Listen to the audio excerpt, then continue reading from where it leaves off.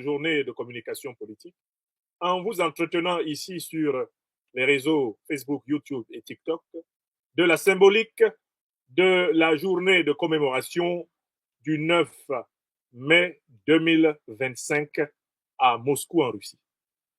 Il ne vous a sans doute pas échappé que tous les 9 mai chaque année, la Fédération de Russie, héritière de l'Empire de l'Union des républiques socialistes soviétiques, célèbre le 9 mai la victoire de l'armée rouge contre les troupes fascistes d'Adolf Hitler, chancelier d'Allemagne, et de Benito Mussolini, qui était donc le duce de la République fasciste d'Italie. À l'occasion de ces cérémonies, le chef de l'État de la Fédération de Russie, le président camarade Vladimir Vladimirovitch Poutine, délivre toujours une allocution de portée symbolique forte pour son pays, mais avec un écho sur le monde. En tout cas, en cette année 2025, la célébration du 9 mai s'est accompagnée d'un écho mondial et de répercussions africaines qui nous intéressent. Voilà pourquoi nous disions au début de cette émission qu'il faut apprendre à distinguer le fait de regarder avec le fait de voir. Quand on regarde, on se contente de noter ce qui est extraordinaire. On se contente de noter ce qui est remarquable dans le spectacle de la journée. Regarder, c'est d'une certaine façon, un bon spectateur, profiter d'un spectacle. Il y avait bien sûr une dimension spectaculaire du 9 mai 2025. Mais cette dimension spectaculaire qui s'adresse au regard, qui s'adresse aux spectateurs, qui s'adresse aux téléspectateurs, cette dimension spectaculaire qui s'adresse aux yeux physiques ne saurait suffire. Pour l'Afrique des libertés, il faut aller derrière le spectacle pour cerner les enjeux de l'évolution du monde. Alors, pour commencer cette analyse, je voudrais vous faire écouter un petit élément percutant, un petit élément poignant sur cet événement qui a été délivré par la radio-télévision nigérienne, l'une des radios-télévisions les plus aimées des Africains aujourd'hui, avec l'ORTM du Mali et la RTB du Burkina Faso. Ce petit élément diffusé sur la chaîne RTN m'a beaucoup plu. Et voilà pourquoi je voudrais commencer par vous le montrer avant d'entrer dans l'analyse des leçons qu'il faut tirer de ces grands événements moscovites, ceux qui se sont déroulés hier et qui vont probablement continuer à se dérouler. Un instant, je reprends. Jour de célébration sur la place rouge de Moscou en Russie, avant le début de la grande parade militaire commémorant les 80 ans de la victoire contre le nazisme. Voilà. Moscou reçoit ses invités de marque avec les honneurs. Je vais reprendre. Je tiens à ce que l'élément soit bien entendu. Jour de célébration sur la place rouge de Moscou en Russie, avant le début de la grande parade militaire commémorant les 80 ans de la victoire contre le nazisme. Moscou reçoit ses invités de marque avec les honneurs. Au total, des dirigeants de 24 pays à travers le monde sont sur place pour assister au défilé. Sur le tapis rouge également, le capitaine Ibrahim Traoré, président du Faso.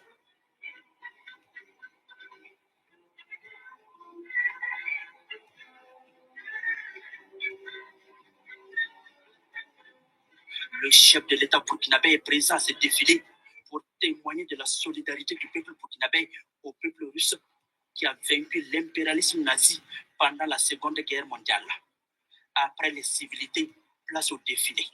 Plus de 11 000 soldats, dont 1 500 militaires ayant combattu en Ukraine, prennent part au défilé. Des soldats de 13 pays amis participent également à la parade.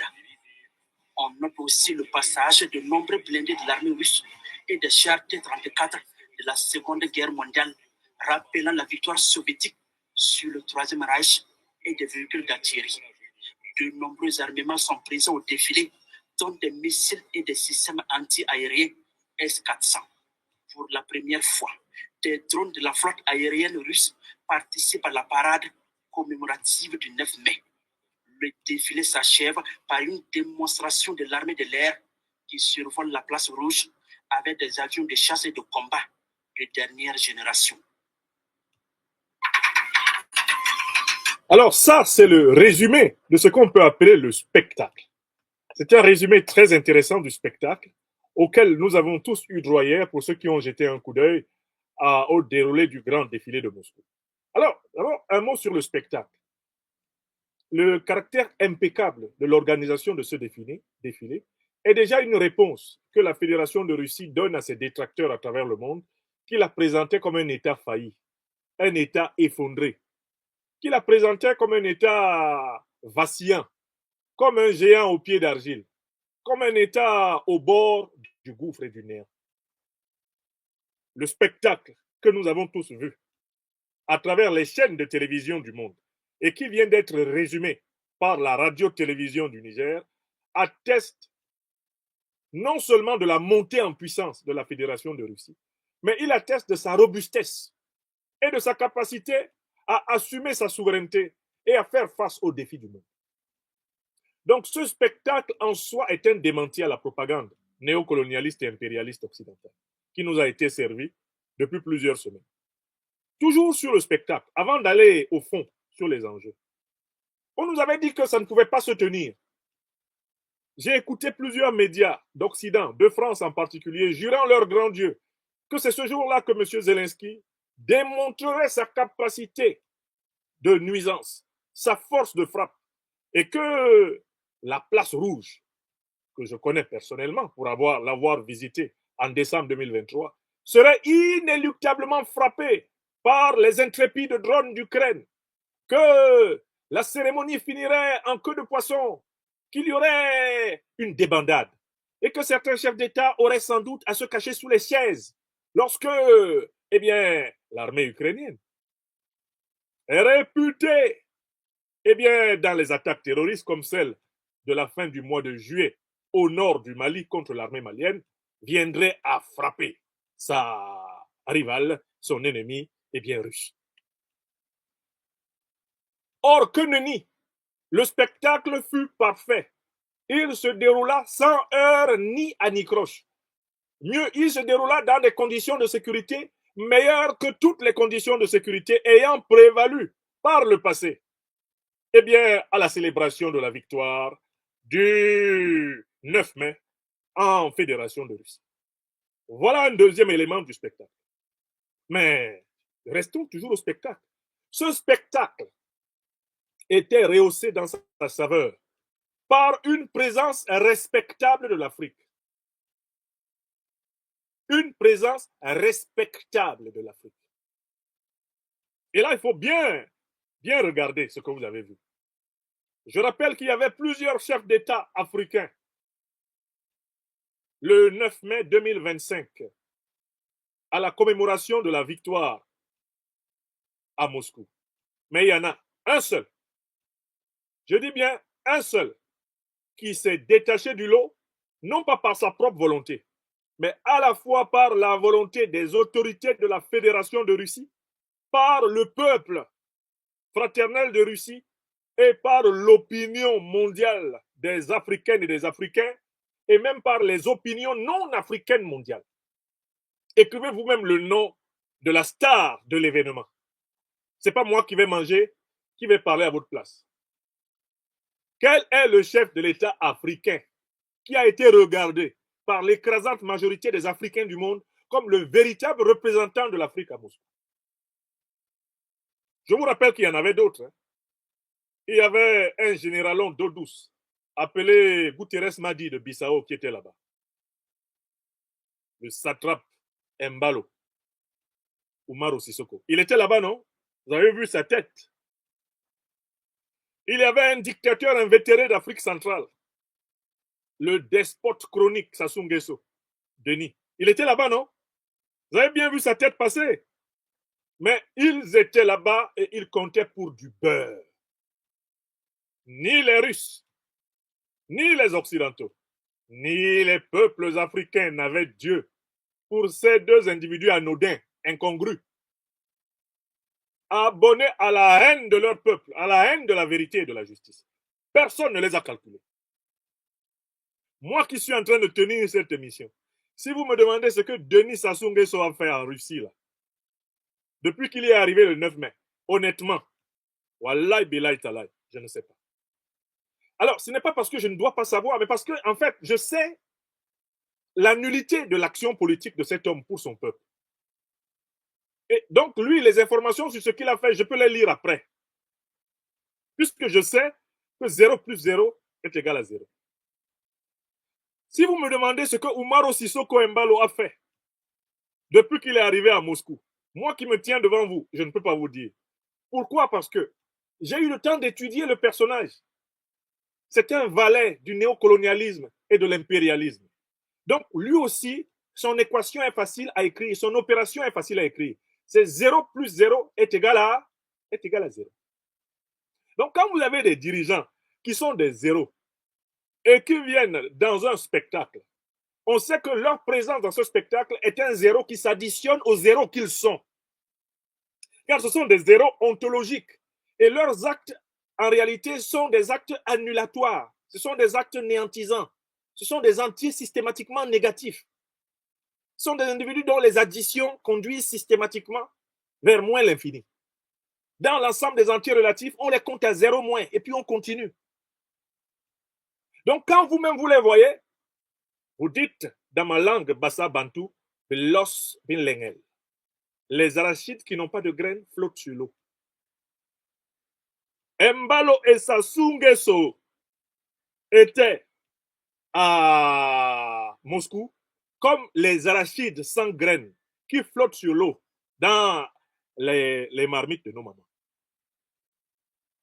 Oui! Donc, voilà ce qu'on a vu. On a vu le spectacle de la robustesse et de la solidité de la puissance russe. On a eu un démenti vivant que personne ne peut empêcher le président Poutine de fêter ce qu'il veut fêter avec son peuple. C'est ce qu'on a regardé. Et il y a, après le président Poutine, un homme sur lequel tous les regards étaient. Il y avait Poutine et il y avait Ibrahim Traoré, le visage fringant, pimpant, le visage vivant de l'Afrique. Ça, c'est ce qu'on a. C'est ce qu'on appelle regarder. Ceux qui ont regardé hier, là, ils ont vu ça. Bon, je passe maintenant à la deuxième partie de mon analyse. Je vous amène du regard à la vision. Parce que là, je vous ai parlé du spectacle. D'ailleurs, avant de quitter le spectacle, il y a un élément du spectacle qui a amusé beaucoup d'Africains. C'est la position des chefs d'État lors du dîner auquel ils ont été invités au Kremlin par le camarade président Vladimir Vladimirovitch Poutine. Il y a une scène qui a marqué les Africains. C'est la position sur la table du président Ibrahim Traoré et à gauche du président Ibrahim Traoré, oui, à sa gauche, se trouvait un individu particulièrement détesté par les Africains. Le satrape de Guinée-Bissau, Umaro Sissoko Embalo. C'est un spectacle très intéressant parce que ce monsieur a toujours prétendu que lui, il aurait été élu de façon sacro-sainte par le peuple bissau-guinéen et qu'il n'avait pas à figurer sur une photo ou sur une image avec des présidents issus de coups d'État, comme le président Ibrahim Traoré, le président Assimi Goïta ou le président Abdourahmane Tiani. On voit très bien que dans le spectacle, le grand maître du spectacle politique, Vladimir Vladimirovitch Poutine, a voulu administrer une déculottée médiatique, une déculottée symbolique à Embalo, en le faisant asseoir justement à la gauche du président Ibrahim Traoré. Et si vous regardez bien les photos, le président Poutine a flanqué entre les deux un agent du KGB, probablement chargé de surveiller les mouvements des mains d'Embalo, comme nous l'avons deviné dans un morceau extrêmement humoristique mais très profond, très caustique, du téléphone rouge que nous avons publié sous forme d'aventure chronique, sous forme romanesque sur notre page Facebook. Donc le président Poutine a amené Embalo à voir sa photo avec le président Ibrahim Traoré, qu'il le veuille ou non, c'était forcé. Tu t'assois là, tu vas sortir dans la photo. Comme on dit chez nous à Abidjan, photo, c'est pas magie. Si tu es né boubou, tu vas sortir boubou. Et le président Poutine a placé des agents du KGB pour s'assurer de l'intégrité physique et alimentaire totale du président Traoré.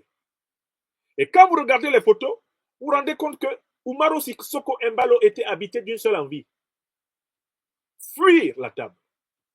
Il a passé son temps à regarder les plafonds. Il a passé son temps à regarder le ciel. Il n'osait pas prendre le risque de trouver le regard orthogonal, rectiligne du président Ibrahim Traoré, à qui il a manqué de respect quand celui-ci arrivait au pouvoir pour le salut de son peuple. Donc, voilà un peu le spectacle. Si je pouvais décrire le spectacle, voilà les moments vraiment du spectacle que nous avons vu. Bon, maintenant, on va traverser, aller du côté des enjeux, la deuxième partie de cette émission d'analyse. Le premier enjeu qu'il faut voir, c'est qu'en déplaçant plus de 24 chefs d'État et de gouvernement à Moscou, la Russie de Vladimir Vladimirovitch Poutine démontre à la face du monde que, contrairement à la propagande occidentale, elle n'est pas isolée. Et qu'elle est aujourd'hui, en réalité, une puissance immergée dans le bloc politique démographiquement majoritaire sur la Terre. Je recommence la première leçon. La démonstration de l'intégration diplomatique, géopolitique, géostratégique, géoéconomique puissante de la Russie. Les pays qui ont été représentés à Moscou représentent les 3/4 de la population du monde. Les pays qui étaient à Moscou là représentent les 3/4 de la population de la planète. À Moscou, on avait les chefs d'État de la République populaire de Chine,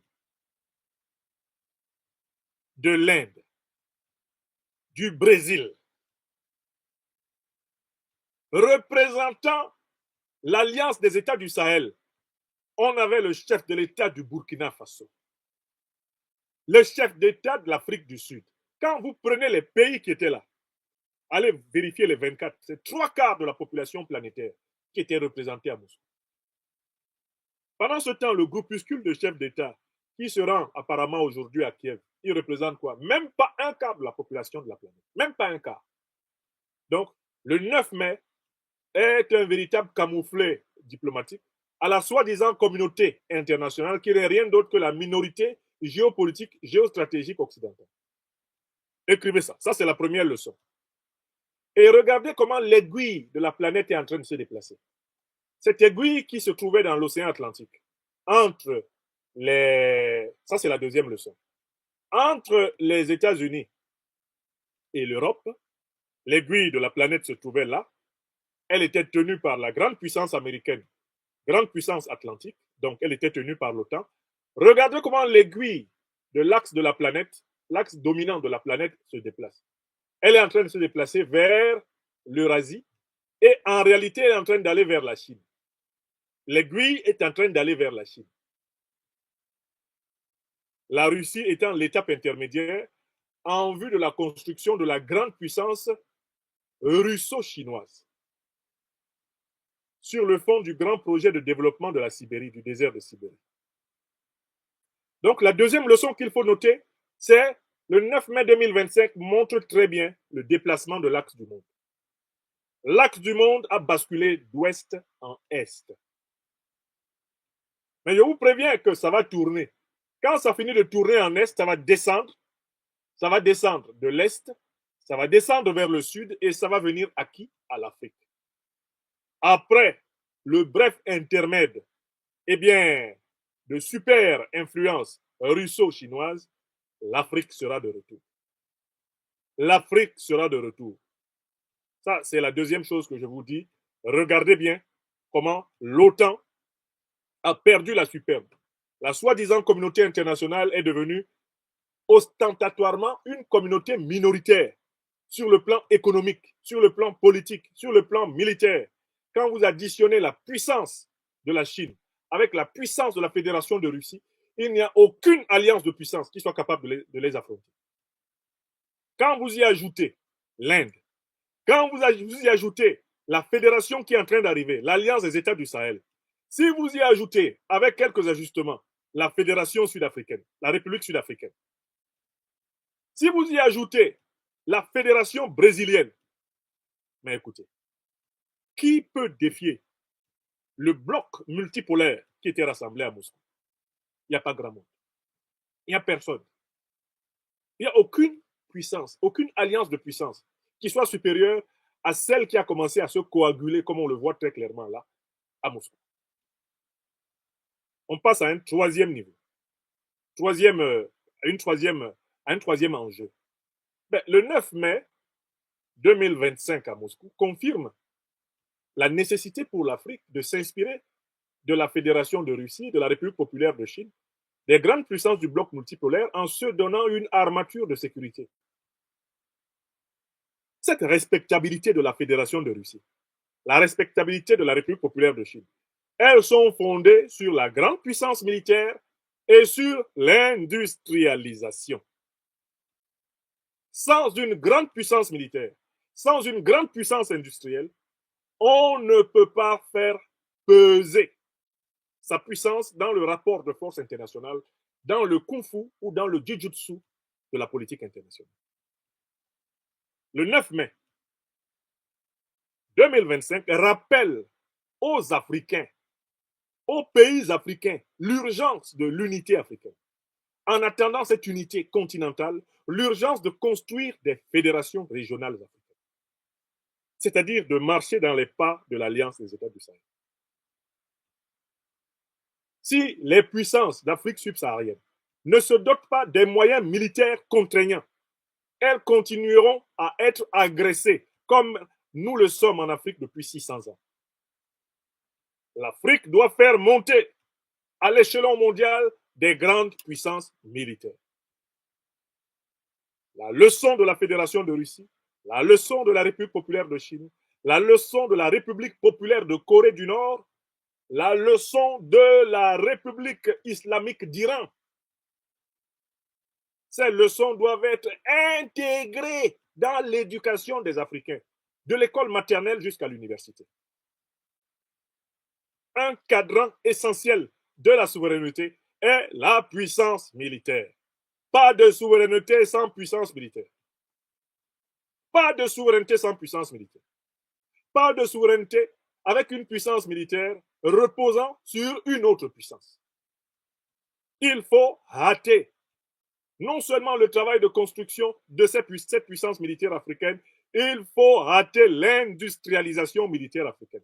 L'Afrique doit produire ses propres armes. Elle a les cerveaux pour cela.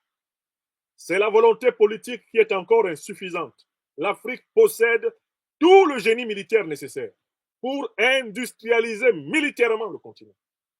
L'Afrique a les matières premières. L'Afrique a les ingénieurs. Mais l'Afrique n'a pas encore la volonté politique suffisante. Il n'y a aujourd'hui en Afrique que l'Alliance des États du Sahel qui se caractérise par cette volonté politique suffisante d'aller vers l'industrialisation militaire. Pas de souveraineté sans industrie militaire. Ça, c'est la leçon de toi. Et vous savez que cette souveraineté militaire, cette puissance militaire est la condition de la puissance économique. Vous ne pouvez pas protéger une monnaie contre la concurrence internationale si vous n'avez pas une armée, un système de défense capable de punir les contrevenants. Le mouvement vers les monnaies souveraines doit s'accompagner du renforcement de la puissance militaire du sous-continent africain. Il y a une concomitance entre ces mouvements. Celui qui n'a pas une armée forte ne peut pas avoir une monnaie forte. Car la monnaie est un instrument de souveraineté. Il y a toujours une puissance militaire derrière une monnaie. Aujourd'hui, les États-Unis d'Amérique menacent tous les pays qui ne veulent plus utiliser le dollar comme unité de change, comme unité de paiement. Les États-Unis les menacent de sanctions. Mais que seraient les sanctions des États-Unis sans les 800 bases militaires américaines? sur la planète, elle ne vaudrait rien d'autre que de simples déclarations verbales. Quand les États-Unis menacent un pays de sanctions, ce pays sait que les menaces américaines sont sérieuses parce que les États-Unis disposent de plus de 800 bases militaires dans le monde. Autrement dit, au moment où ils vous menacent de sanctions, ils ont des porte-avions, ils ont des avions de guerre, ils ont des sous-marins militaires, ils ont des bases militaires qui ne sont pas loin de votre capitale. Donc, quand ils vous disent, si vous n'utilisez pas notre dollar, vous aurez des problèmes avec nous, vous savez qu'ils ne parlent pas en vain. Ils parlent de ce qu'ils peuvent faire. Or, les États-Unis ne peuvent pas imposer cela à la Fédération de Russie parce que les États-Unis n'ont aucun intérêt à engager une guerre contre la Fédération de Russie, vu la capacité de défense de cette fédération. Ils ne peuvent pas imposer cela à la République populaire de Chine. Ils ne sont pas en capacité de se lancer dans une guerre contre la Chine aujourd'hui, au regard de la capacité militaire et des alliances que la Chine a capitalisées. Donc, si l'Afrique veut aller vers des monnaies souveraines avec confiance, l'Afrique doit accélérer la construction de sa puissance militaire. Écrivez ça. Vous voyez les États-Unis d'Amérique menacer la Corée du Nord de tous les coups et blessures depuis très longtemps. Mais si les États-Unis d'Amérique n'ont pas osé attaquer la Corée du Nord, c'est parce qu'ils savent que la Corée du Nord dispose de munitions stratégiques, de missiles stratégiques capables de frapper les États-Unis. Il faut que les Africains, on le leur apprenne de l'école maternelle jusqu'à l'université. Seule la puissance peut limiter la puissance. Voilà les leçons de géopolitique qu'on doit enseigner aux enfants. Les Emma qui est assise là. Dans ce monde, c'est la puissance qui limite la puissance. Si vous voulez être respecté, construisez votre puissance. Les autres puissances respecteront votre puissance à mesure de son degré de solidité de construction. Il n'y a pas 36 000 façons dans un monde où la rivalité est au principe des relations internationales. Et ça, pour moi, c'est vraiment là la troisième leçon du 9 mai. Mais il y a un quatrième enjeu du 9 mai. Et c'est un enjeu important pour l'Afrique. C'est l'enjeu de la connaissance critique de l'histoire. Le quatrième enjeu, la quatrième leçon qu'il faut tirer du 9 mai, c'est l'importance de transmettre une connaissance critique de l'histoire. C'est-à-dire de faire que les enfants, les adolescents, les adultes, les vieillards de tous les pays africains aient une très bonne connaissance de l'histoire africaine. Parce que, voyez-vous, ce 9 mai 1945, lorsque l'Union des républiques socialistes soviétiques contribue aux côtés des Alliés à la défaite de l'Allemagne nazie et de l'Italie fasciste, il y a une espèce d'unanimité parmi les vainqueurs qui vont signer les accords de Yalta sur le fait que l'Union soviétique a contribué à la libération de l'Europe. Là-dessus, il n'y a pas de débat. En 1945. Mais à l'occasion du conflit de 2022 à 2025 entre l'Ukraine et la Russie, avec un certain nombre de pays occidentaux qui se sont rangés derrière l'Ukraine, qu'est-ce qu'on a observé à propos de la lecture de l'histoire? On a voulu présenter la Deuxième Guerre mondiale comme étant une victoire de l'Occident sans la Russie. Ce que je dis est-il vrai ou faux? Vous qui avez écouté ces 4 dernières années, depuis 2022, ces 3-4 dernières années, LCI, RFI, BFM, vous avez écouté CNN, vous avez écouté MSNBC, vous avez écouté BBC. Est-ce que vous ne vous êtes pas rendu compte du formidable travail que ces chaînes d'information mainstream occidentales ont abattu pour amenuiser le rôle de l'armée soviétique dans la libération de l'Occident? Mais quelle était la finalité de cette campagne négationniste et révisionniste envers le rôle des soviétiques dans la libération de l'Occident, de son propre poison, le racisme nazi, de son propre poison,